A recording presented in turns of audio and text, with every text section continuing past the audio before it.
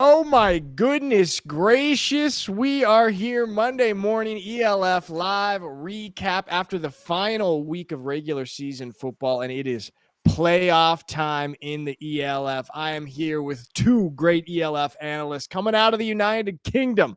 Matt Bressington, who's with me most weeks, and then, of course, the man himself, Alex Malchow, aka Euroball Chow, on the show with us today.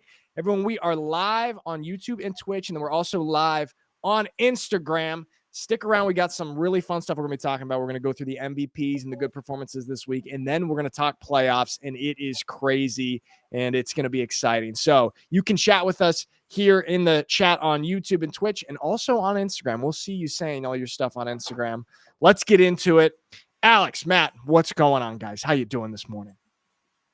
Super psyched to be back chatting with you guys. I missed talking ELF football. My two, ELF analysts here. And regular season is wrapped up. Time to move on to an exciting playoff bracket.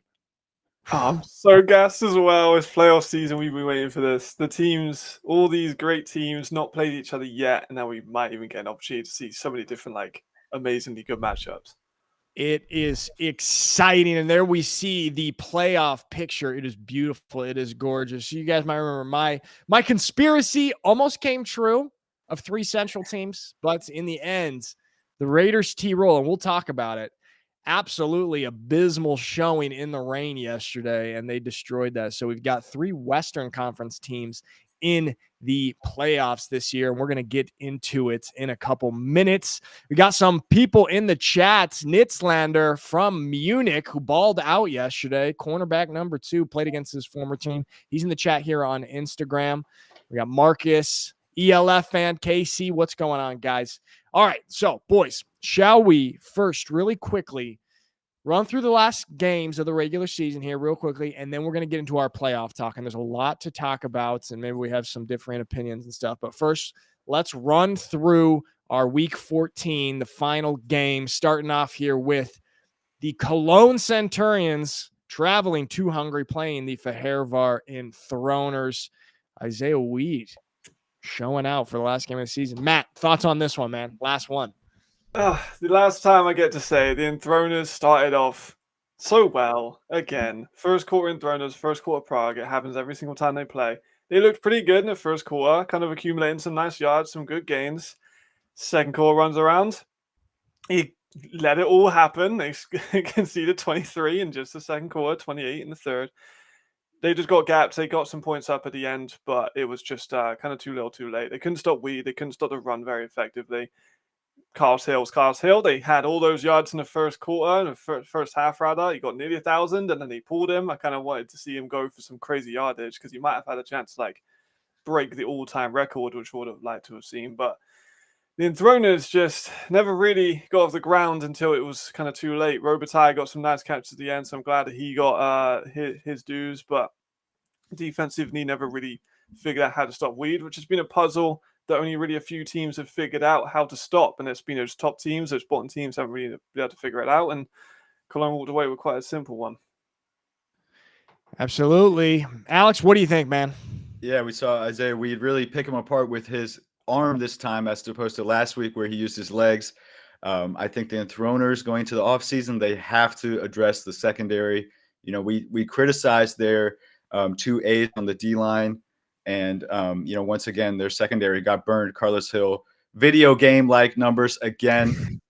Like Matt said, flirted with 1,000 yards in less than 10 games, I believe. So, yeah, credit to Cologne, and Enthroners maybe have to think about their defensive strategy for 2025. Yeah, I mean, we talked about that all in the preseason and the offseason, going with 2 A's on the defensive line and leaving your defensive backfields to just homegrown players or imports. No other team in the league did that, and it didn't really work out great. But, man, I just hope Cologne builds off what they've done. They finished the season at 6-6, 500. Isaiah Weed, although he's inconsistent, shows flashes of greatness. Then, of course, Carlos Hill, absolute baller. I would love, personally, to see them get these 2 guys back next year. What do we got? Our director is telling us we got good messages in the chat. Tologram says Centurions showing a great development as a team. I'm excited for next season. I think the Centurions will serious opponents next year. Hey, I agree with that as well. Matt, remember last week? That was my hot take 2025. Cologne Centurions will be the Madrid Bravos type position, like right on the cusp of playoffs, maybe making the playoffs next year. I'm a fan of Cologne, but they're able to finish this one off in Hungary, 57-28, finishing at 500. Legalize it. The slogan for Isaiah Weed lives on, and we'll see what kind of moves they make in the offseason. So that kicked off our final regular season weekend. Then the first ever ELF international game, the Madrid Bravos and the Hamburg Sea Devils. Hamburg Sea Devils, did you guys see this? Were they taking like a private jet or a private plane or a chartered plane down there to Croatia? I saw that. I'm not sure what it was about, but I saw it. Okay, well, there we go. Alex, we'll start with you on this one. Thoughts on this international game? Yeah, I mean, maybe they needed business class or something because Bravos came out and kicked their butt, right? Very cool, first of all, that we're having an international game in Croatia. I think it's great. I hope it's the first of many international ELF games. Maybe one in the UK moving forward. That'd be cool to see, like the NFL. Keep our fingers crossed there. But, yeah, getting back to the action, Madrid played like they needed this game. And, it didn't take long for them to heat up.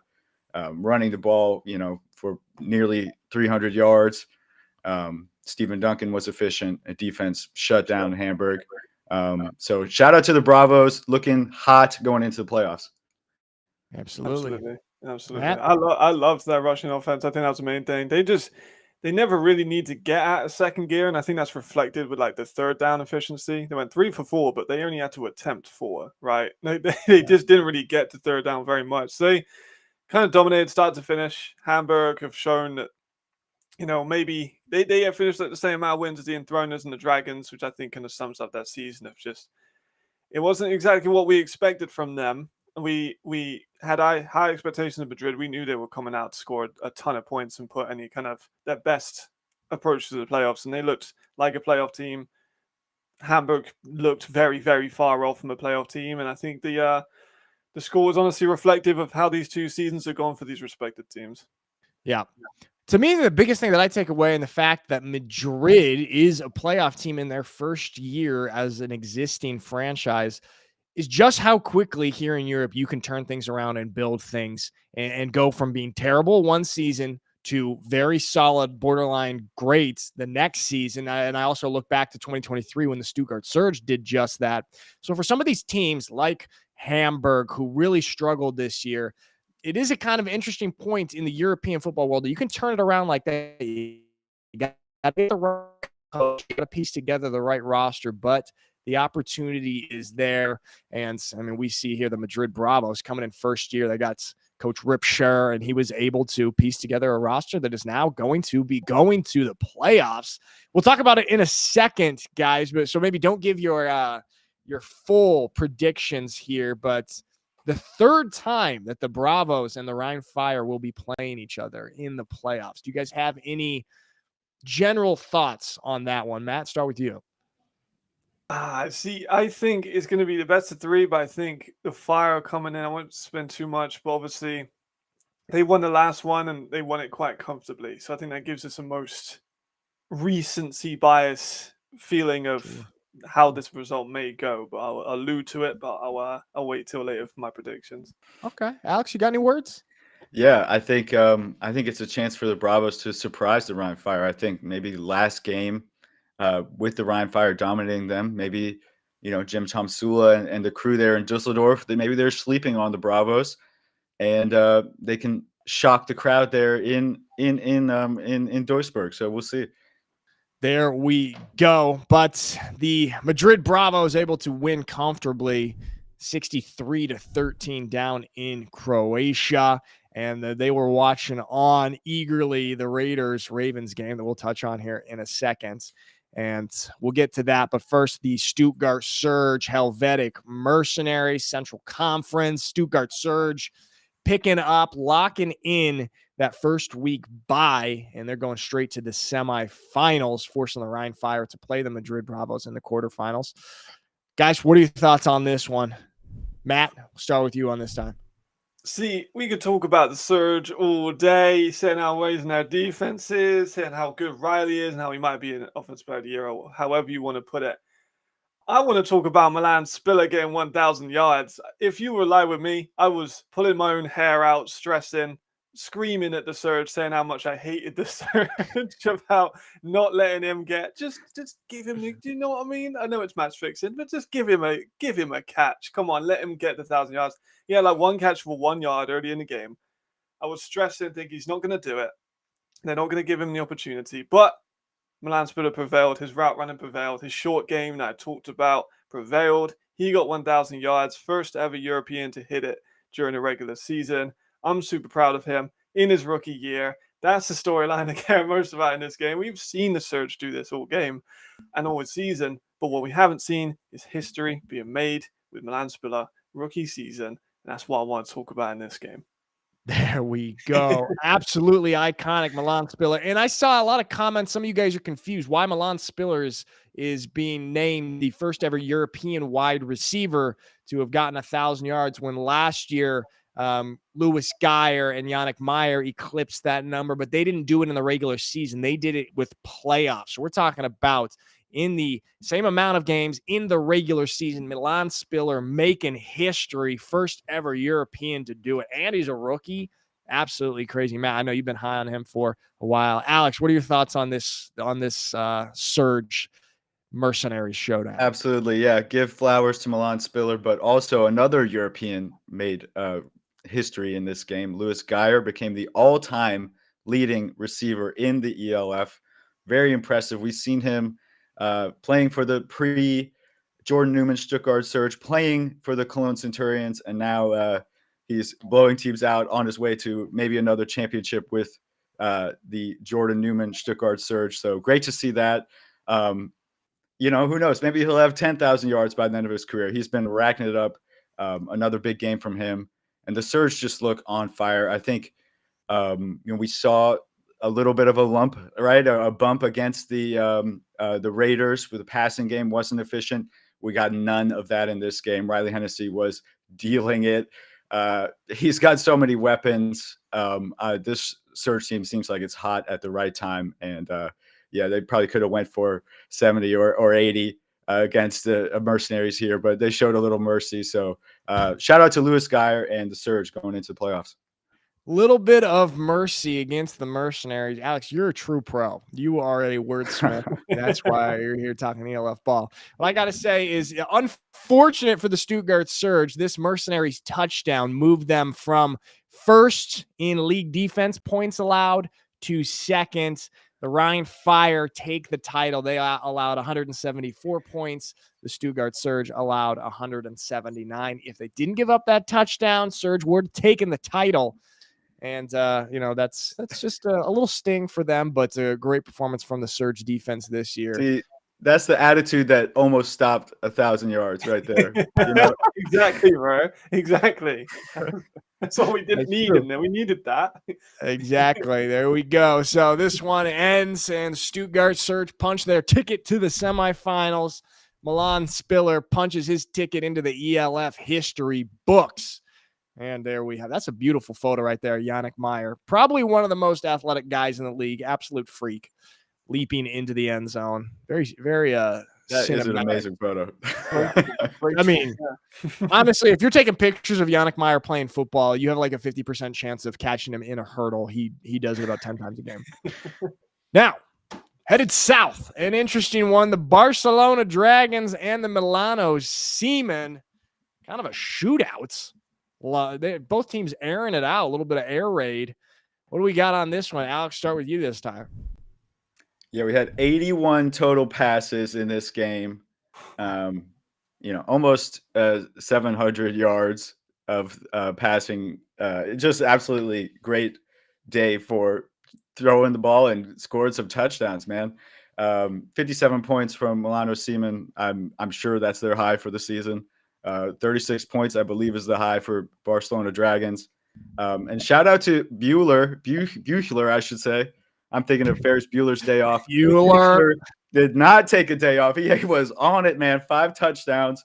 I don't care if it was 50 passing attempts. He threw 5 touchdowns, 300 yards. If this was his last game in the ELF, he went out with a bang. So shout out to Buechler and shout out to the Barcelona Dragons for showing some life. It was a flat line. It was looking pretty dire there for a long time, and they showed some life in this game. And now they have a little bit of momentum, a little bit of something to build on going into what's going to be a vital offseason for the Dragons.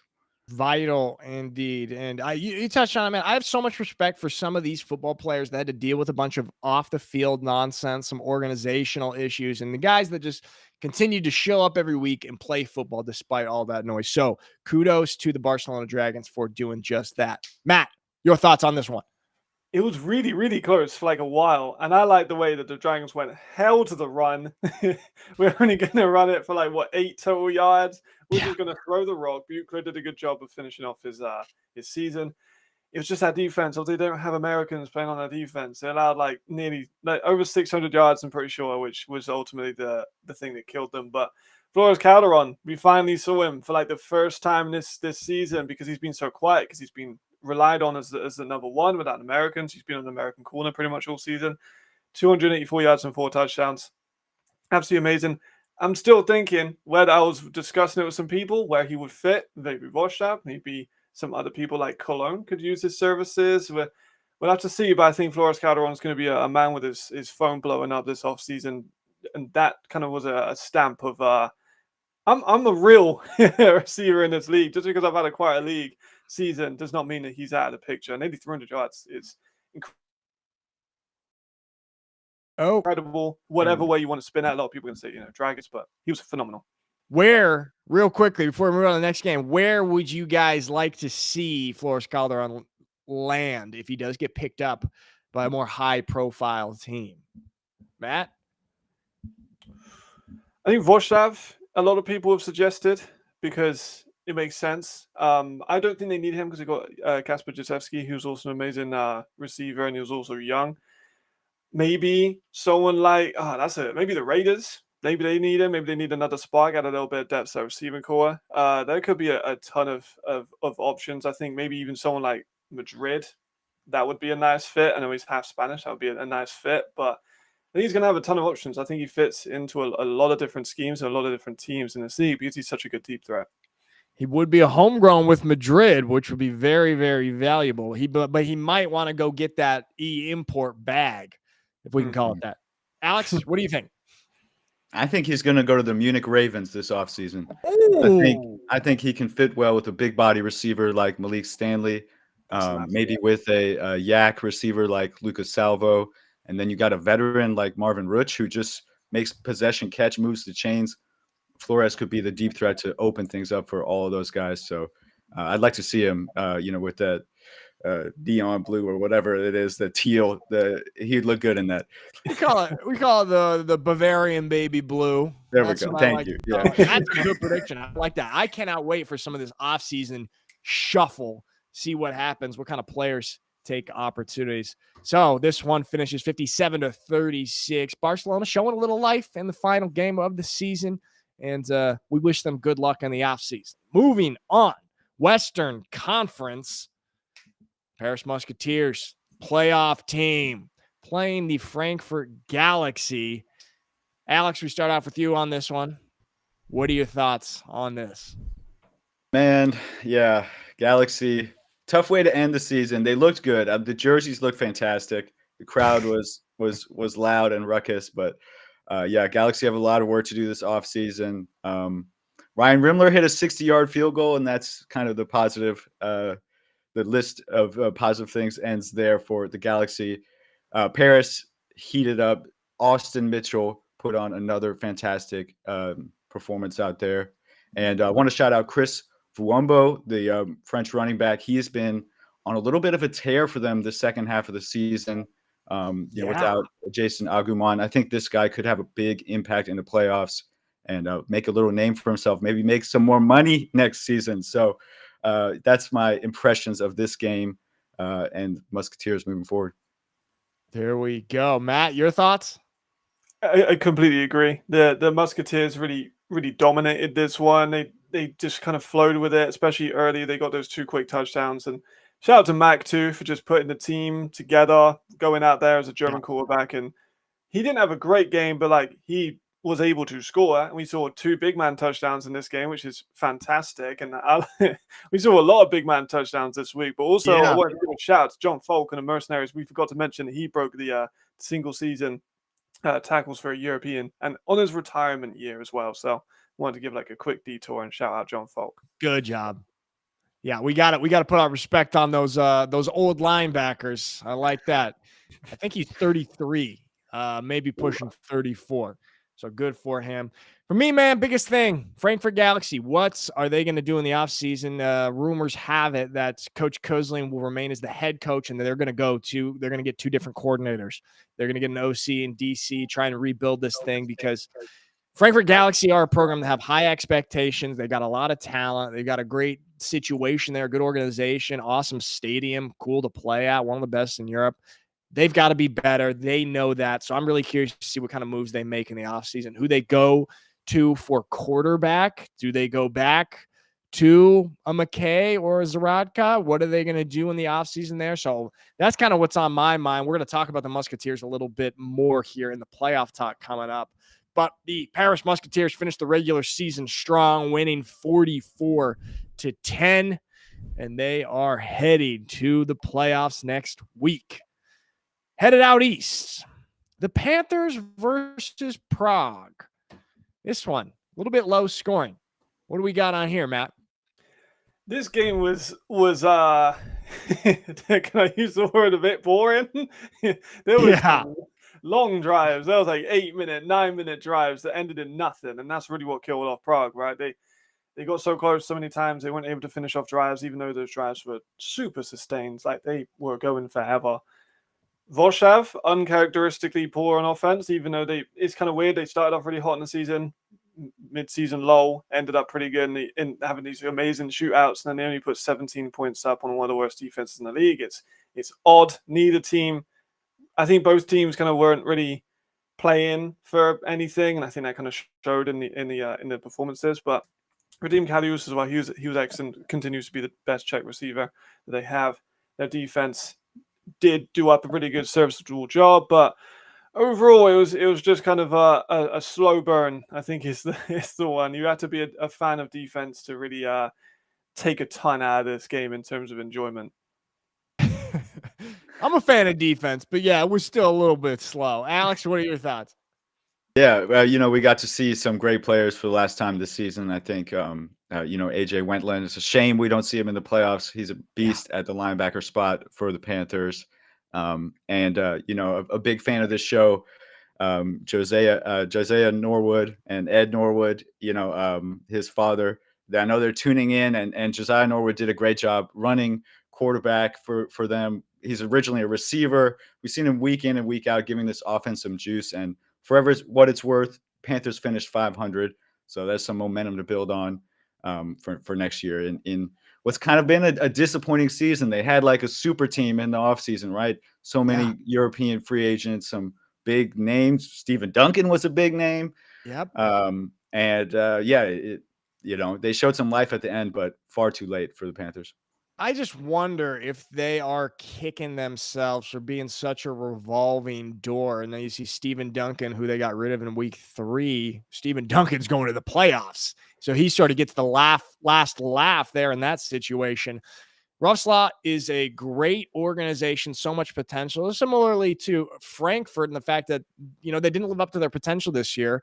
And these are 2 teams that really can be in the playoffs. They've got that talent and they have the ability. So we'll see what happens in the offseason for them. Another squad that I am very curious to see what they do. If they try and drive home a little bit more stability, or they continue with this revolving door situation, which I'm not a fan of. I don't think works. And unfortunately, they're not in the playoffs. So 17-7, however, they do win their final game against the Prague Lions. And moving on to the last game of the regular season, the highly anticipated. We talked about it all week. We were so excited, and it was a blowout. The Ravens versus the Raiders. Who started? Do we go to you first, Alex, this time? Yeah, I can start off, and There we I'll go. eat my own words. I said the Raiders would get it done. I was feeling Nick Perry. I was feeling Jim Herman. I was feeling the Raider way. And they just went out there and laid an egg in Munich. It seemed like Munich outcoached Tyrol in this game, if I'm being honest. I think the wet field, the conditions, the rain coming down, Munich adjusted. We saw Chad Jeffries adjust. They gave the ball to the big man, the Kiwi, for a touchdown. They found a way to move the rock in these conditions, and the Raiders simply didn't. They couldn't get anything going on offense. They finished with 116 yards. You're not going to win many games with 116 yards. So I think Kyle Callahan, the offense coordinator for Munich, longtime Raiders coach, Right. Deserves some credit for adjusting to the weather and getting this team to march up and down the field. 100%. Matt, what are your thoughts? Yeah, I mean, some people were saying, the field was both teams are playing on the same field, man. You got to be able to adjust to that. And we thought the Raiders would have this is what they do. They run the ball, so this should be fine for them. And they just got shut down. Like, the interior for Munich was outstanding, even without Evans Yoruba, who was one of the best interior linemen in the league. And they didn't have him, and they still put up an amazing performance because of people like Loa, the D tackle. I know he looks like a running back these days with those scores, but he's a D tackle and a very, very, very good one at that. So he was big in this game. Rodney as well. Jeffries, or is it Zach Edwards? I couldn't really tell because they're running the rock so much with him and it's QB draws. I was a little bit worried though. I was thinking, is he going to get hurt? That would be an absolute calamity. But Marvin Rouge as well, some clutch catches. Like they just locked them up. They really did.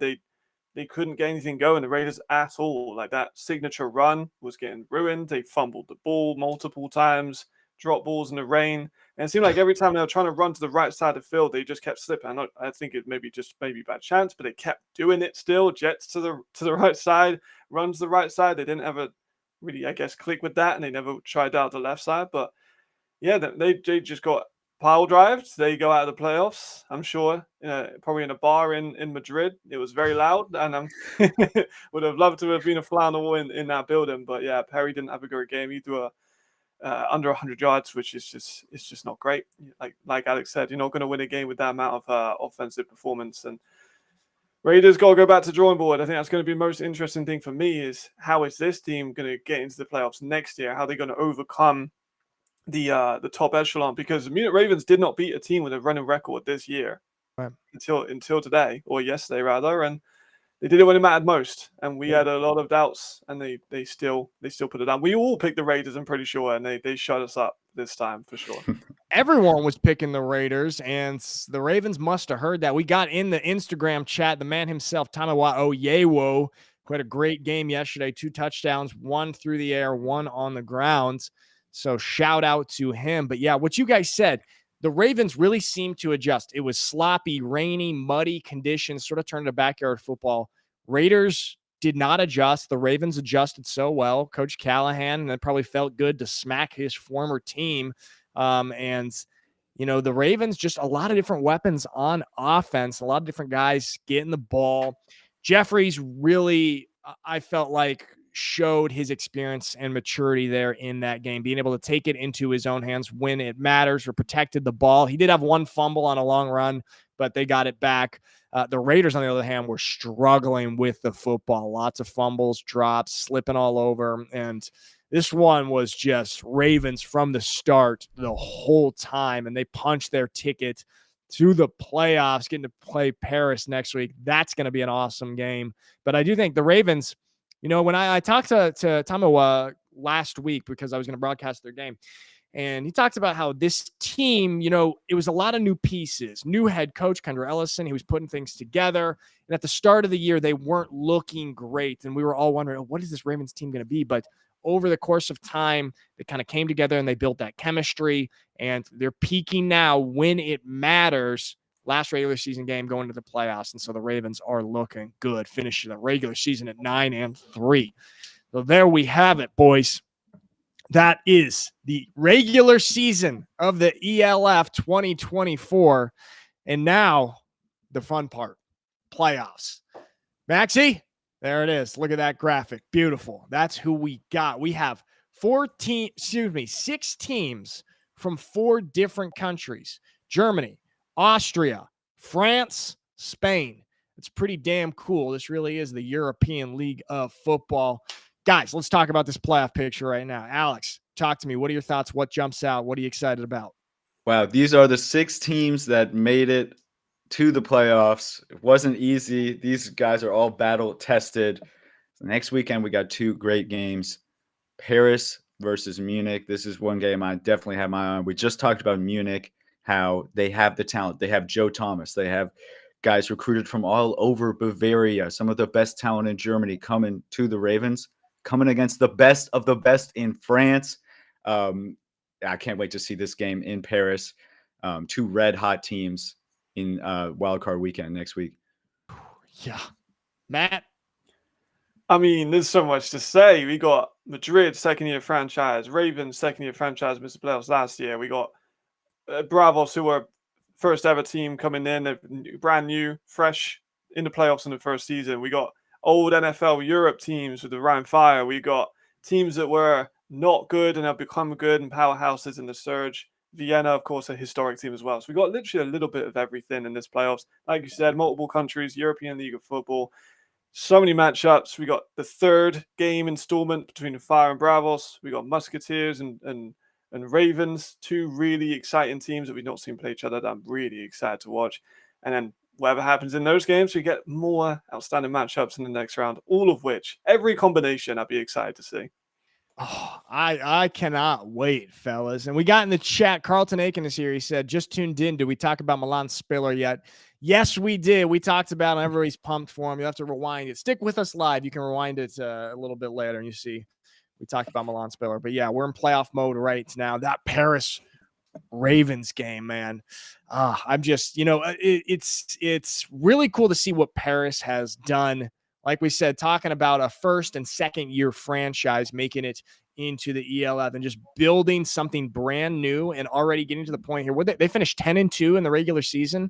It's absolutely incredible in the most difficult conference. But what really sticks out to me, and we were talking about it a little bit before the show, is the quarterbacks, the play caller, or the guys throwing the ball for these squads that are in the playoffs. They're all experienced European players. They've gotten time in Europe, except for Ben Holmes. And what I was saying is it's very, very difficult to recruit a quarterback from the States and have him be a hit the first year. Coach Kalaikai from the Vienna Vikings, he is one of the most experienced coaches in all of ELF and all of European football. And even he said it's a 50-50 shot, even when you feel so certain. But he did hit on Ben Holmes here. But the main thing that I want to take away from this is the teams that are in the playoffs are the teams that have quarterbacks with European experience for the most part. What are your guys' thoughts on this? Yeah, I mean, you talked about Ben Holmes. If anyone knows how to find a guy from America, it's Chris Kaleke. We saw them in 2022. Jackson Erdman had never played in Europe before. They won the championship with him. Now they have Ben Holmes. Maybe a similar story this season. We'll see. But like you said, all of these QBs have experience. With Duncan coming in, only his second year in Europe. But obviously, Jadrian Clark has played in Europe forever. Zach Edwards is an OG of the ELF. And Chad Jeffries has been here since it feels like 2004. I mean, the guy is he's been playing in Austria forever. Now he's playing on a bigger stage here, taking his Munich Ravens to the playoffs in a huge test. So I can't wait to see. This feels like NFL playoffs. This feels like Josh Allen, Mahomes.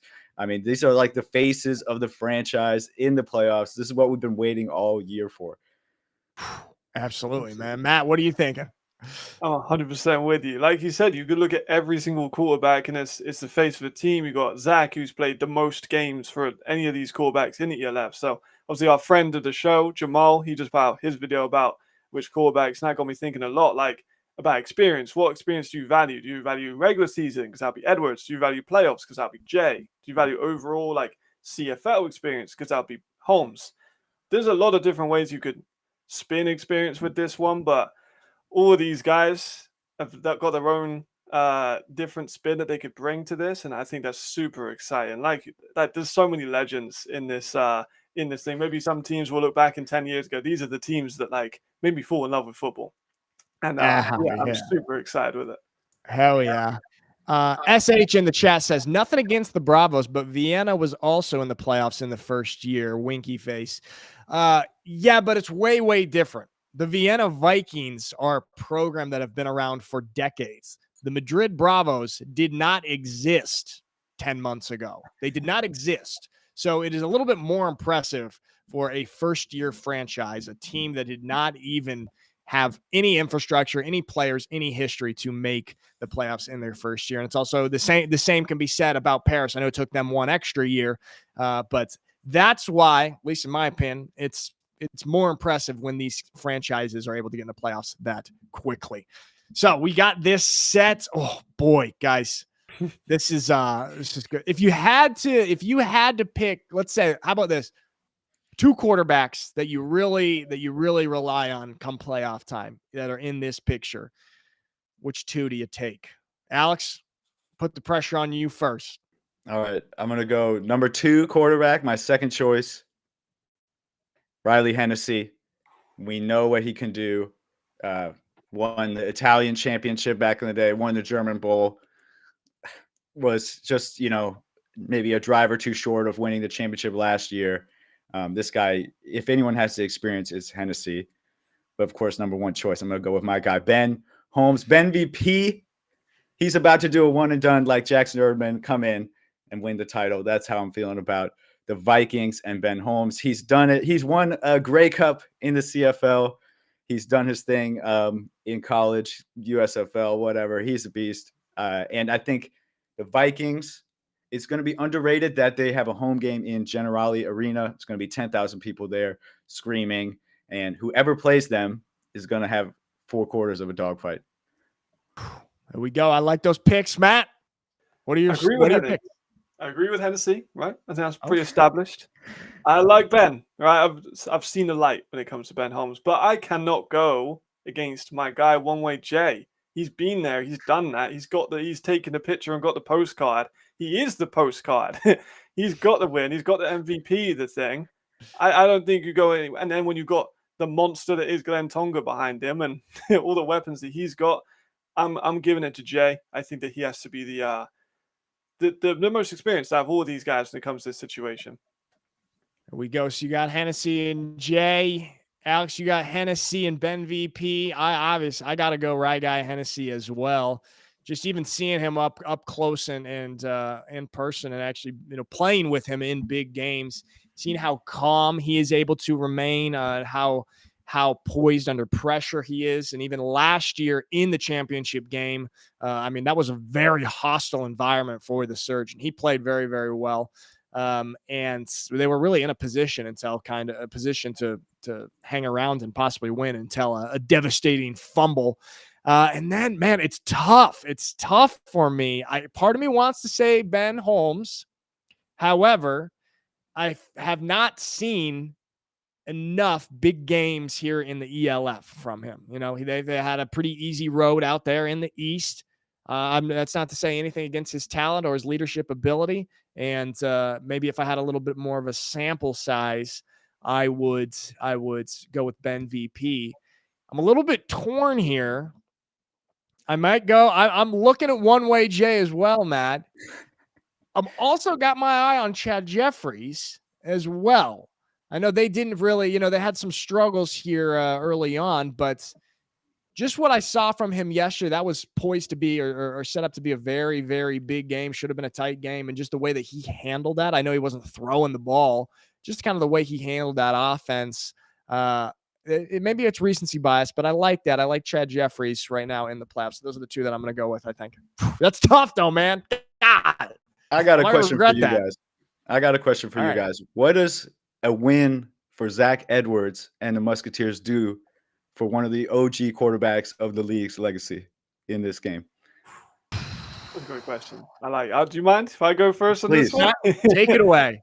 All right, so Edwards, the whole thing has been he can't get it done in the big games. He's only played one playoff game. That was quite a while ago. I think a win here would cement him as the current best quarterback to play in the ELF, like historically wise, like, full portfolio wise, because he needs it, right? He's been with the Dragons. He got to the dance, but wasn't able to overcome that. I think this game, he wins a playoff game, gets maybe revenge on some other people that have doubted him, put some solid tape out there. I think he could go down as a first ballot Hall of Famer in Europe.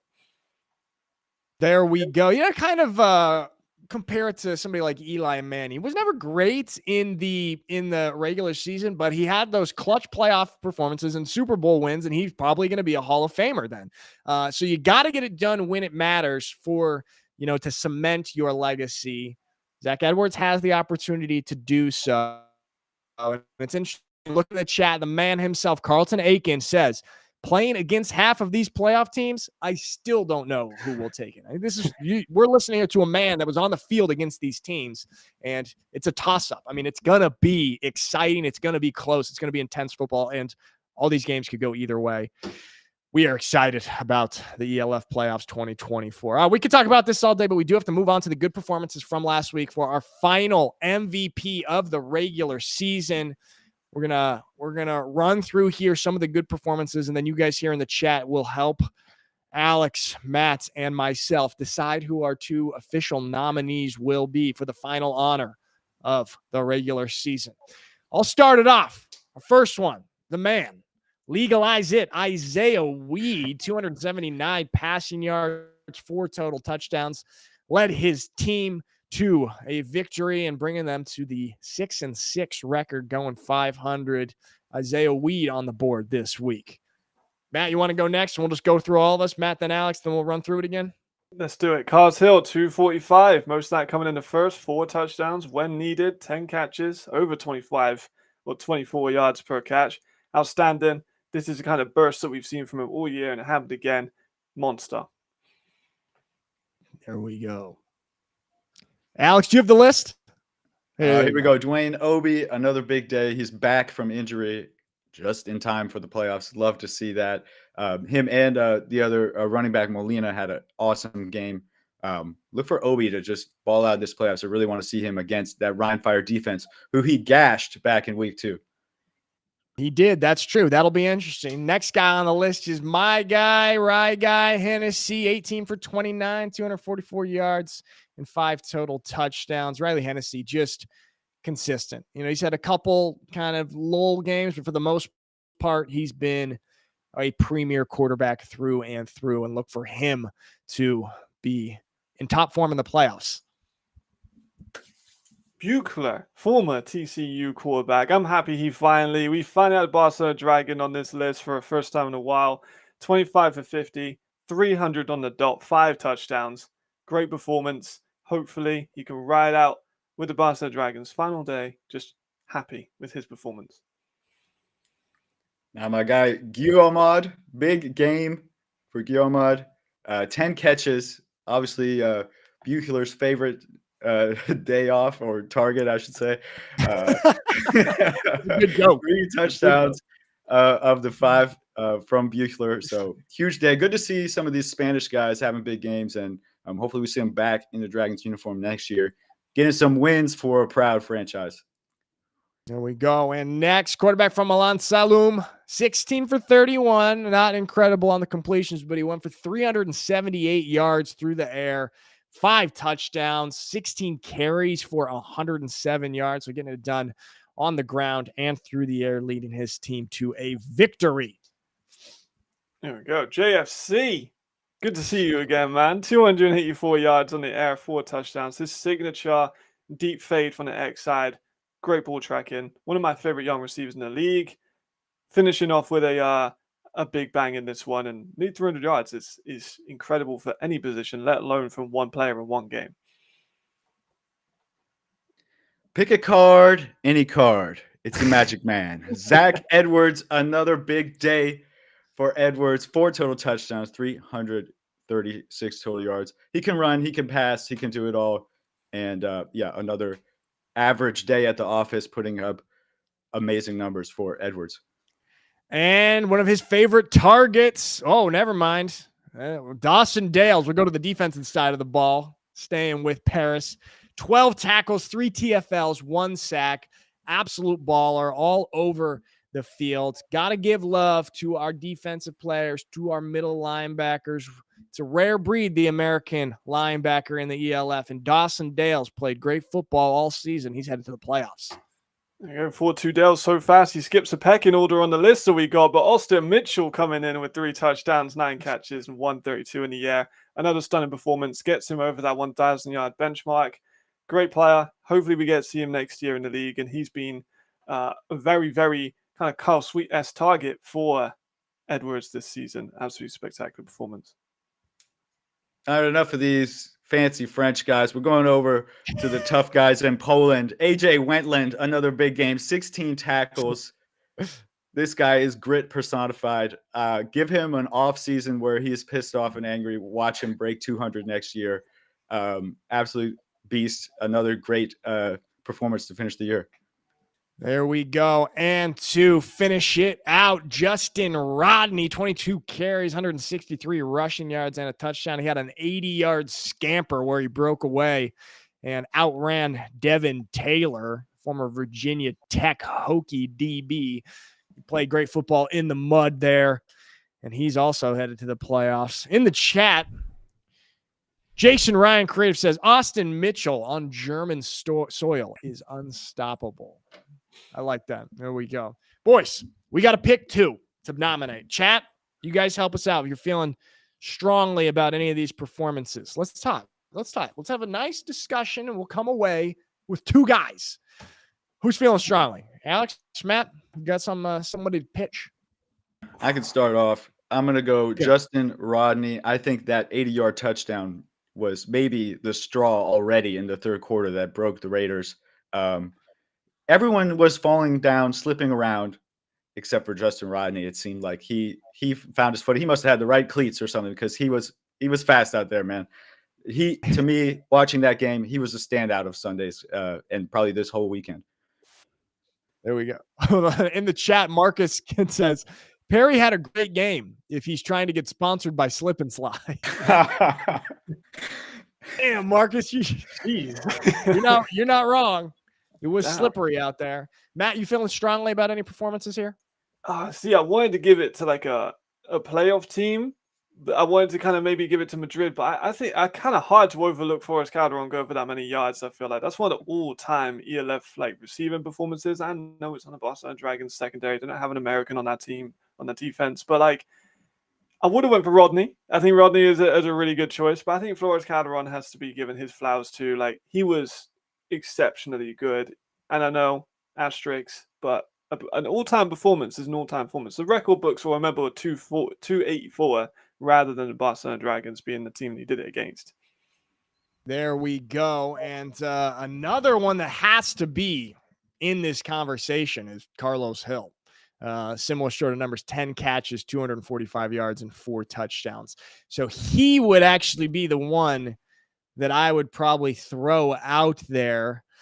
Gosh, it's tough. It's tough. Chat, what do we see here? I like Marcus says, let's pick an MVP that's not going to the playoff. Give these guys some love on the way out. That's not a bad idea. And actually, just naturally, a couple of the guys that we're talking about. That's really, What do we think? I mean, if I'll be the tiebreaker, I'll go with JFC. The guy, he's had a rough season.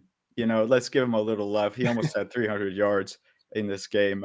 So I might have to jump on the bandwagon with Matt here. Yeah, that's true. That's true. If you go Flores, you got to remove Hill and put Rodney out there, right? Because they're very similar performances. It's just he did a bit better on a also bad team, and Rodney, you got Seaman to the playoffs. Yeah, that's the difficulty. That's the difficulty is because can we nominate 2 guys that have kind of similar performances? 8 catches, 10 catches, 280 yards, 240 yards, both with 4 touchdowns. Chat, help us out here if you've got something. Nadine Freitag said Bonatti.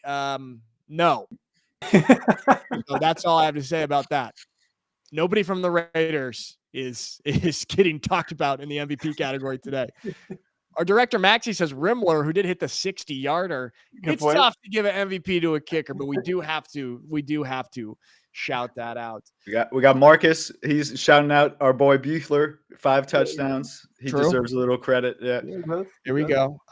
Jamal says Carlos Hill. I like that. I'm leaning that way, but I also want. Is it bad if we nominate Hill and Flores Calderon? Do you guys think? I mean, we've had 3. I'm not sure about Matt actually feels about it. We've had 3 guys be voted in the past. Yeah, Maxie. See, Maxie doesn't like that because he has to. No, we can't do it because there is a structure and order and graphic standards that we must follow.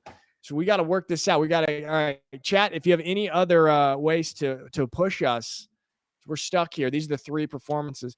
22 carries. Okay, take away, even if you take away that 80-yard run, he still had 83 other yards. That's still pretty damn good. Yeah, and it clinched playoffs for him too. Like he kicked them out of the playoffs. That's mad to me.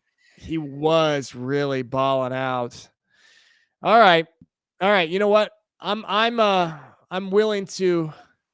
What is the word? Concede my Carlos Hill nomination because I do think Juan Flores Calderon. It's been tough. It's been tough for him this year, and to finally be able to go out with a bang and show his what his abilities are. Should we go Rodney then? And what do we got in the Insta chat? Hold on. I'm good with that. What about handing it out to Reese Horn for the best bye week performance on the golf course? Well, what did he shoot? We don't know what he shot. That's a good point. There we go. What were you saying? I said he did it against his Spanish team. Maybe that has some influence on this as well. That's true. Story matters. All right, let's do it. Juan Flores, Calderon, and then let's do Jester Rodney. You boys good with that? I'm good with that. Sounds good to me. That's who we got. Maxie. We got those 2. And those are our MVP nominees for the final week of the regular season. You can vote on Instagram in probably about an hour or 2. Our director, Maxie, will have that graphic up there. There it is, boys. ELF regular season is done, and we are headed into a fun couple of weeks. 3 weeks, or 4 weeks, actually. And actually, we've got a special guest on Thursday, man. We talked about in the show 1,000 yards receiving, first ever European to do it. Milan Spiller will be joining us on the show for an interview, exclusive ELF live interview. And if you guys are interested, we will get another player who's not in the playoffs. So if you guys have somebody you would like to hear from that's not playing in the playoffs that can join us on Thursday, we will get them. And we'll talk to them. So you got to lock in there on Thursday with us and let us know if you have any other guys you want to hear from. That's it, boys. We did it. Wow. I can't believe it's over. It flew by, man. 14 weeks. I feel like it was week 1 yesterday. The amazing regular season. So much fun. Might be one of the best ever. I'm just saying. Time flies when you're having fun. We still got our ELF live show. So like I said, Thursday, we'll have a couple interviews and we will talk in depth about these playoff games coming up this weekend. It is going to be exciting. It's going to be thrilling. It's going to be dramatic. ELF playoffs 2024. Everyone in the chat, thank you so much for joining us today. Matt and Alex, always a pleasure talking ELF football with you boys. And Alex, keep up the funny Twitter memes about ELF. I really look forward to those. I want to do something funny for the playoffs. So if you guys have any ideas, I'm hitting writer's block. Hit me up. All right, we send them your way. Euroball Chow on Twitter or X. All right, boys. Have a great one. See you on Thursday. See you guys.